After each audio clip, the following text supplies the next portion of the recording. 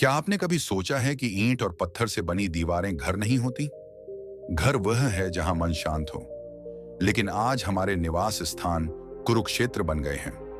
हर दिन एक नया विवाद, हर पल एक नया तनाव। बुद्ध ने सदियों पूर्व समय के उस पार से 7 ऐसे रहस्य दिए थे जो यदि आज किसी ने सुन लिए तो उसका नर्क समान जीवन भी तत्काल स्वर्ग में परिवर्तित हो जाएगा। यह केवल शब्द नहीं, यह एक प्राचीन गूंज है जो आपके जीवन को बदलने वाली है। इस यात्रा पर आगे चलने से पूर्व एक क्षण रुकिए। यदि आप अपने भीतर शांति और अपने परिवार में प्रेम की स्थापना करना चाहते हैं, अभी इस चैनल को सब्सक्राइब करें और घंटी के निशान को स्पर्श करें। कमेंट में लिखें नमो बुद्धाय और अपने घर के कल्याण के लिए पहला कदम उठाएं। आइए उन 7 सूत्रों को खोलते हैं जो समय की धूल में कहीं खो गए थे। निवृत्तता और स्वीकार। बुद्ध कहते हैं, यदि पात्र भरा हुआ है तो उसमें नया अमृत नहीं भरा जा सकता। ठीक उसी प्रकार यदि आपका मन शिकायतों से, पुराने किस्सों से और उसने ऐसा क्यों कहा कि शोर से भरा है, तो वहां प्रेम का प्रवेश असंभव है। सबसे पहले यह समझें कि घर कोई रणभूमि नहीं है। हम अक्सर घर लौटते हैं तो अपने साथ बाहर का सारा तनाव, क्रोध और अपमान लेकर आते हैं। द्वार के भीतर प्रवेश करते ही वह सारा विष हम अपने प्रियजनों पर उगल देते हैं। बुद्ध का पहला इशारा है शून्यता। जब भी घर की देहरी पर कदम रखें तो बाहर के संसार को बाहर ही त्याग दें। एक बार तथागत से किसी ने पूछा, भनते सुखी घर का रहस्य क्या है? तथागत ने उत्तर दिया, जो बीता उसे मृत मानकर त्याग देना। हम अपने घरों में भूतों के साथ रहते हैं। नहीं, वह भूत नहीं जो डराते हैं, बल्कि वह भूत जो अतीत है। 10 साल पहले तुमने यह किया था, उस दिन तुमने मेरा अपमान किया था। जब तक आप इन मरे हुए पलों को ढोते रहेंगे, घर शशान बना रहेगा। स्वर्ग केवल वहां है जहां अब भी है, जहां आज है। घर को मंदिर बनाने के लिए सबसे पहले पुरानी शिकायतों की राख को साफ करना होगा। यदि आप यह कर सके तो ही अगले 7 सूत्र आपके जीवन में चमत्कार कर सकते हैं। अब हम उन 7 स्तंभों की ओर चलते हैं जिन पर एक सुखी परिवार का निर्माण होता है। एक एक शब्द को ध्यान से सुने, क्योंकि यह केवल ज्ञान नहीं, यह चिकित्सा है। पहला सूत्र, वाणी का तप, कठोर वचनों का त्याग। घर में 90% समस्याएं केवल एक चीज से उत्पन्न होती हैं, हमारी जीभ। बुद्ध ने कहा था, शब्दों में वह शक्ति है जो बिना शस्त्र के भी घाव कर सकती है, और वह शक्ति भी है जो मृत को भी जीवन दे सकती है। अक्सर हम अपनों के साथ ही सबसे अधिक क्रूर हो जाते हैं। हम सोचते हैं कि यह तो अपना ही पुत्र है, यह तो अपनी ही पत्नी या पति है, इन्हें कुछ भी कहा जा सकता है। हम अपमानजनक शब्दों का प्रयोग करते हैं, हम ताने मारते हैं। याद रखें, शरीर पर लगा घाव समय के साथ भर जाता है, किंतु वाणी से किया गया प्रहार मन के भीतर तक उतर जाता है। जब भी क्रोध आए और मुख से कुछ कड़वा निकलने वाला हो तो तथागत का यह सूत्र याद रखें। मौन। जब आप क्रोध में हो तो आपका सत्य भी असत्य की तरह चुभता है। उस समय मौन धारण करना ही सबसे श्रेष्ठ उपाय है। घर को स्वर्ग बनाने के लिए नियम बनाएं कि इस घर की दीवारों के भीतर चिल्लाना वर्जित है। यदि बात कहनी है, स्वर धीमा रखें। जिस घर में संवाद का स्वर ऊंचा होता है, वहां लक्ष्मी और शांति कभी निवास नहीं करती। मीठा बोलने का अर्थ यह नहीं है कि आप झूठ बोले, इसका अर्थ है कि सत्य को भी ऐसे थाल में परोसे कि वह कड़वा ना लगे। जैसे एक मां कड़वी औषधि को शहद में मिलाकर शिशु को देती है, वैसे ही अपनी आलोचना को भी प्रेम के आवरण में लपेट कर दें। दूसरा सूत्र, श्रवण की कला। सुनना सीखें। आज के समय में हर कोई बोलना चाहता है, कोई सुनना नहीं चाहता। पिता अपने पुत्र को सुना रहा है, पुत्र पिता पर चिल्ला रहा है, पत्नी पति को सुना रही है। यह घर नहीं, यह एक ऐसा बाजार बन गया है जहां सब विक्रेता हैं, खरीदार कोई नहीं। बुद्ध कहते हैं, दूसरे को सुनना उसे सम्मान देने का सबसे ऊंचा रूप है। जब आपके परिवार का कोई सदस्य, चाहे वह छोटा बालक हो या वृद्ध, कुछ कह रहा हो तो उसे केवल उत्तर देने के लिए मत सुने, उसे समझने के लिए सुने। अक्सर हम सुनते ही इसलिए हैं ताकि हम अपनी बात रख सकें, ताकि हम उसे गलत साबित कर सकें। यह अहंकार का खेल है। कल्पना करें, आपके पास कोई अपनी व्यथा लेकर आया है और आप मोबाइल में व्यस्त हैं या टीवी देख रहे हैं। आपने उसकी बात तो सुनी पर उसे सुना नहीं। इससे उसके मन में एक ग्रंथि बन जाती है कि मेरा कोई महत्व नहीं है, और यही छोटी छोटी ग्रंथियां आगे चलकर विशाल नफरत का रूप ले लेती हैं। आज से यह नियम लें, जब भी कोई आपसे बात करे तो अपने सारे कार्य रोक दें, उसकी आंखों में देखें, उसे अनुभव कराएं कि इस क्षण में उसके शब्दों से अधिक महत्वपूर्ण और कुछ नहीं। एक अच्छा श्रोता घर के तनाव को सोख लेता है। दूसरा सूत्र विस्तार। प्रतिक्रिया नहीं प्रत्युत्तर, रिएक्शन नॉट रिस्पांस। बुद्ध का जीवन देखें। लोग उन्हें गालियां देते थे, उन पर थूकते थे, लेकिन वे कभी प्रतिक्रिया नहीं करते थे। वे सदैव शांत रहते थे। हम क्या करते हैं? सामने से एक चिंगारी आती है और हम बारूद बन जाते हैं। किसी ने एक कटु शब्द कहा, हम 4 सुना देते हैं और फिर हम कहते हैं शुरुआत उसने की थी। घर को नर्क बनाने का सबसे सरल उपाय है प्रतिक्रिया करना। जैसे को तैसा का नियम जंगल में चलता है, परिवार में नहीं। यदि आप आग से आग बुझाने का प्रयास करेंगे तो केवल राख ही हाथ लगेगी। जब घर में कोई क्रोध में हो तो उस समय आप जल बन जाएं। 2 क्रोधी व्यक्ति कभी समाधान नहीं खोज सकते। यदि सामने वाला चिल्ला रहा है तो उस समय उसे जीतने दें, क्योंकि जो अपने क्रोध से हार गया वह वैसे भी हारा हुआ है। उसकी हार पर अपनी जीत का ध्वज मत फहराएं। कुछ समय पश्चात जब उसका ज्वार उतर जाएगा तब वह स्वयं लज्जित होगा। आपकी शांति उसे बिना कुछ कहे ही बदल देगी। इसे कहते हैं सहनशीलता की शक्ति। तीसरा सूत्र अपेक्षाओं का विसर्जन। No expectations. दुख का मूल कारण क्या है? बुद्ध ने स्पष्ट कहा है, तृष्णा और रिश्तों में तृष्णा का रूप होता है अपेक्षा। हम प्रेम नहीं करते, हम व्यापार करते हैं। मैंने इसके लिए इतना किया, इसे भी मेरे लिए इतना करना चाहिए। मैंने इसे पढ़ाया लिखाया, अब यह मेरी सेवा करे। मैंने इसे उपहार दिया, इसने मुझे क्या दिया? जब आप किसी के लिए कुछ करते हैं और बदले में कुछ पाने की आशा रखते हैं तो आप प्रेम नहीं कर रहे, आप अरण दे रहे हैं। और कोई भी व्यक्ति ऋणी बनकर जीना नहीं चाहता। बोझ के नीचे दबा हुआ व्यक्ति कभी खुलकर प्रेम नहीं कर सकता। घर को स्वर्ग बनाना है तो निस्वार्थ कर्म को अपनाना होगा।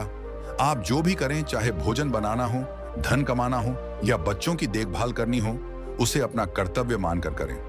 जिस दिन आप अपनी अपेक्षाओं को शून्य कर देंगे, उस दिन आपको जो भी मिलेगा वह आपको उपहार जैसा लगेगा। और यदि कुछ ना भी मिले तो भी आपको दोहक नहीं होगा, क्योंकि आपने तो आशा ही नहीं की थी। सोचिए, एक पुष्प जब खिलता है और अपनी सुगंध बिखेरता है तो क्या वह राहगीरों से धन्यवाद की अपेक्षा करता है? नहीं, उसका स्वभाव है महकना। आपका स्वभाव होना चाहिए प्रेम देना। सामने वाला पात्र है या नहीं, यह उसका दुर्भाग्य हो सकता है, पर आप अपने स्वभाव से मत गिरिए। चौथा सूत्र, क्षमा का दान। एक घर में 4-5 अलग अलग विचार, अलग अलग संस्कार के लोग साथ रहते हैं। टकराव होना स्वाभाविक है। बर्तन साथ रहेंगे तो खटकेंगे ही, लेकिन समस्या खटकना नहीं है। समस्या है उस खटक की गूंज को वर्षों तक संभाल कर रखना। बुद्ध का यह सूत्र सबसे कीमती है, क्षमा। क्षमा का अर्थ यह नहीं है कि जो गलत हुआ उसे सही मान लिया जाए।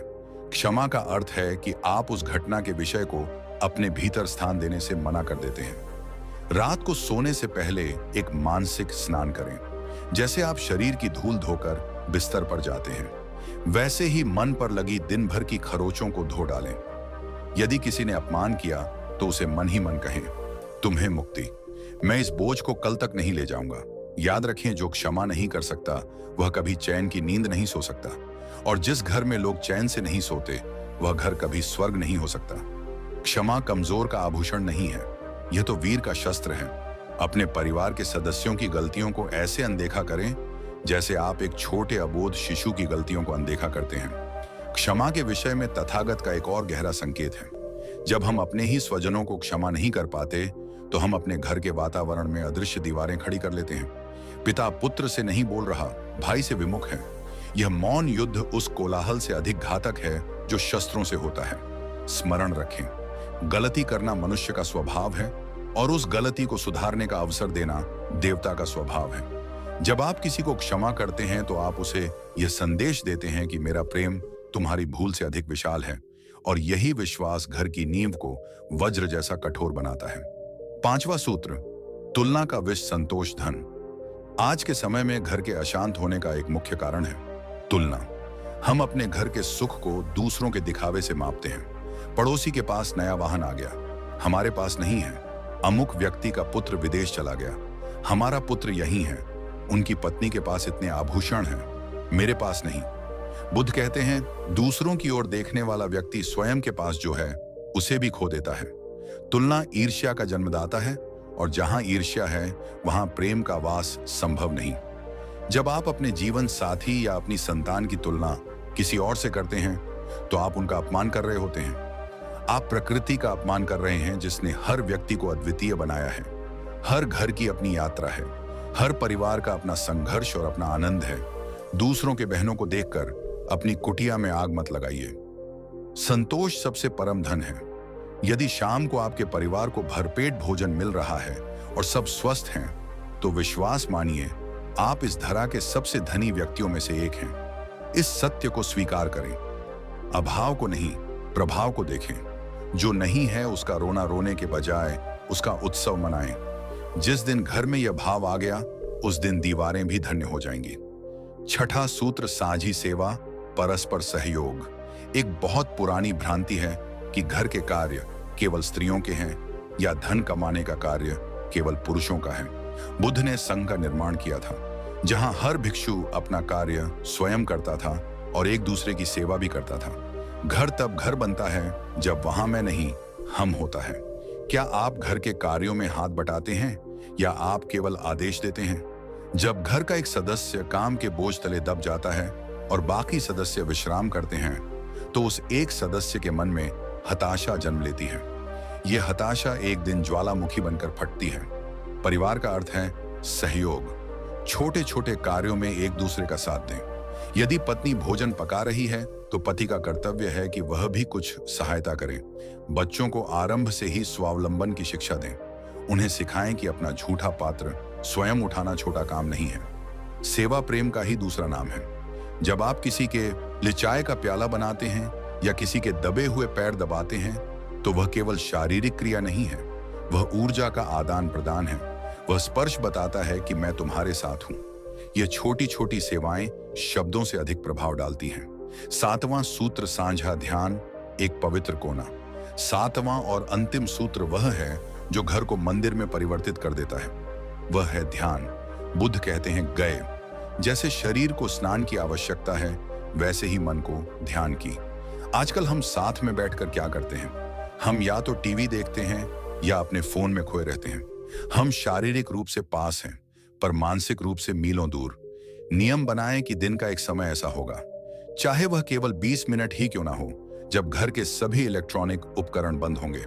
उस समय कोई शोर नहीं होगा। पूरा परिवार साथ बैठे मौन में।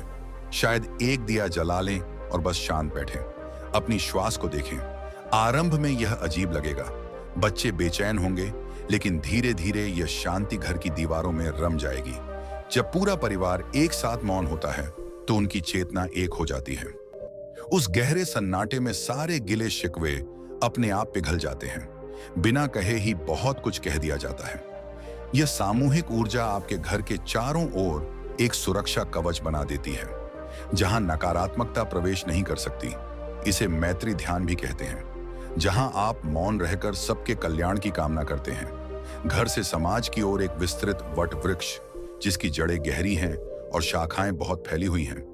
हमने उन 7 सूत्रों को जाना जो घर के भीतर की अग्नि को शांत करते हैं, लेकिन यात्रा यहां समाप्त नहीं होती।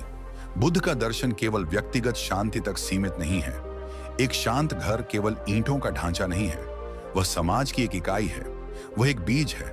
यदि बीज स्वस्थ होगा तो उससे बनने वाला वन भी स्वस्थ होगा।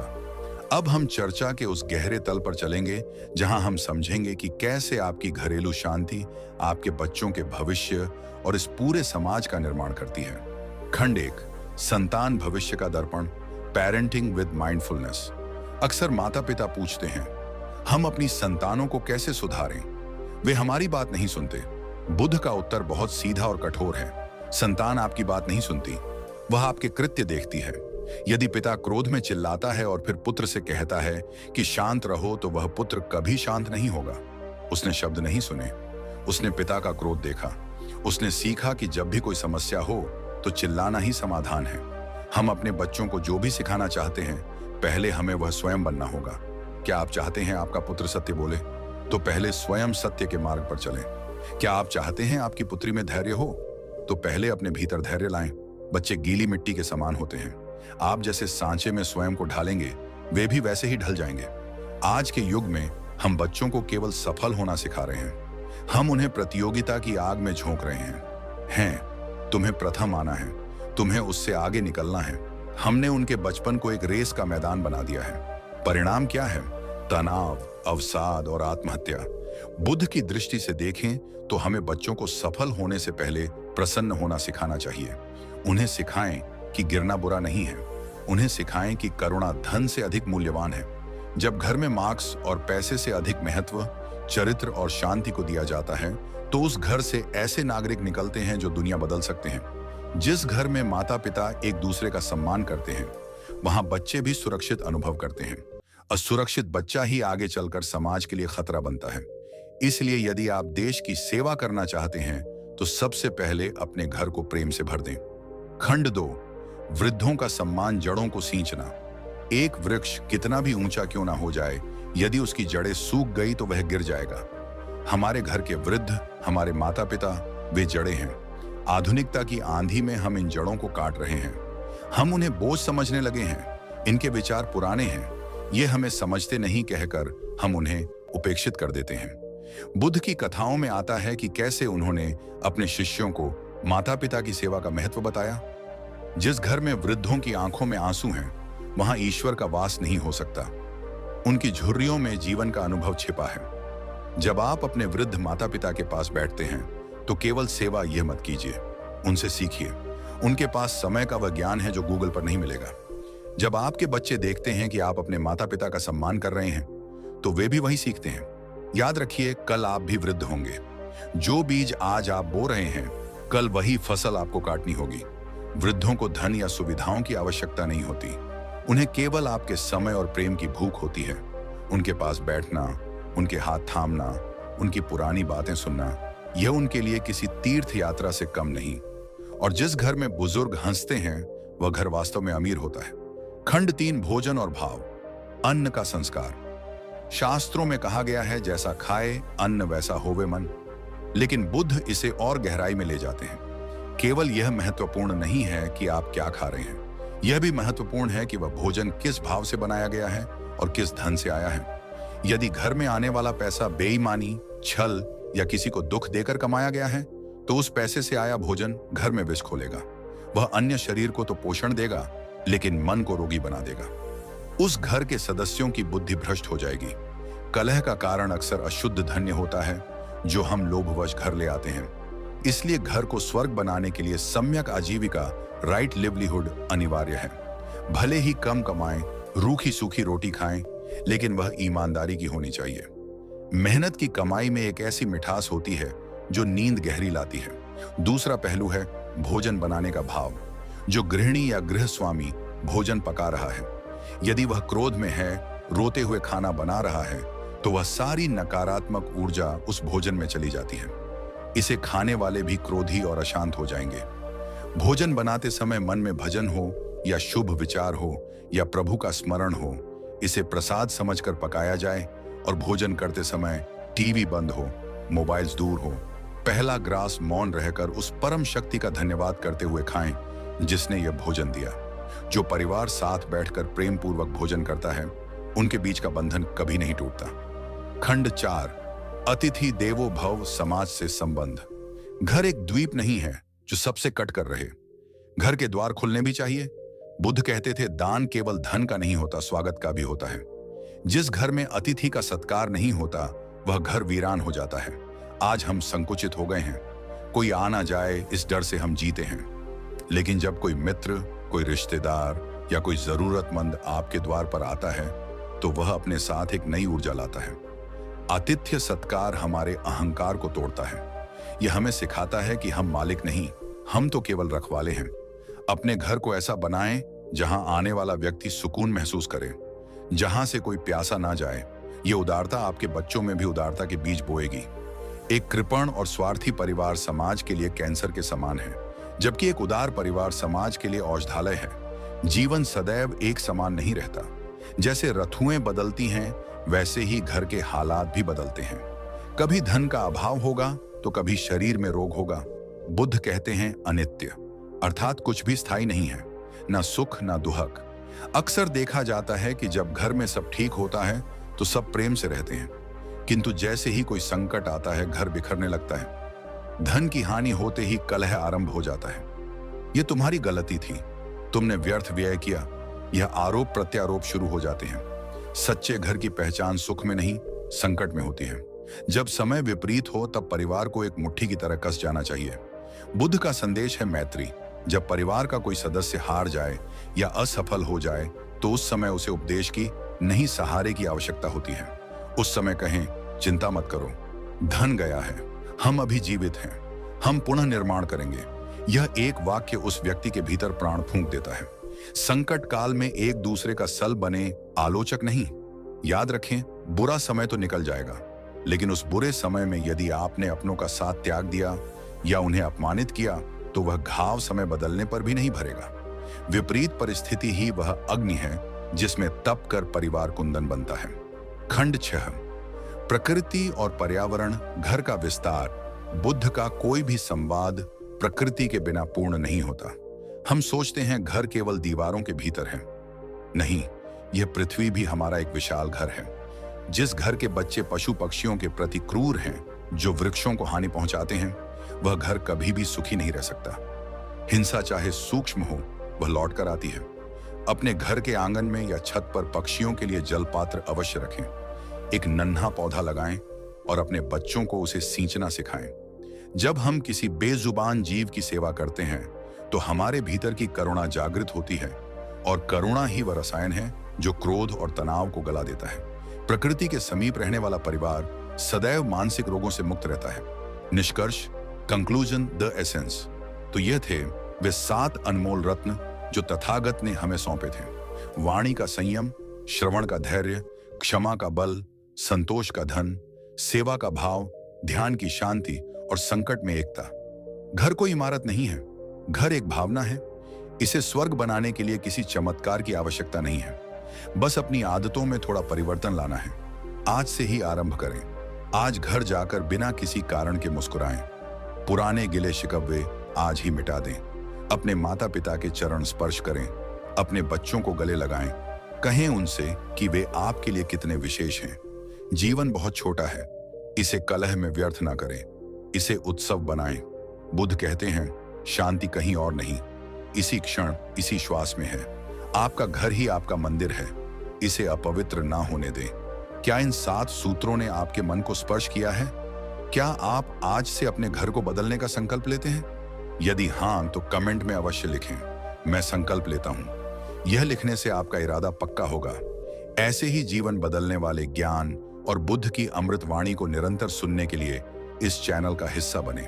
अभी सब्सक्राइब का बटन दबाएं। इस वीडियो को अपने उन मित्रों और रिश्तेदारों के साथ शेयर अवश्य करें जिनके जीवन में आप खुशहाली देखना चाहते हैं। शायद आपका एक शेयर किसी का घर टूटने से बचा ले।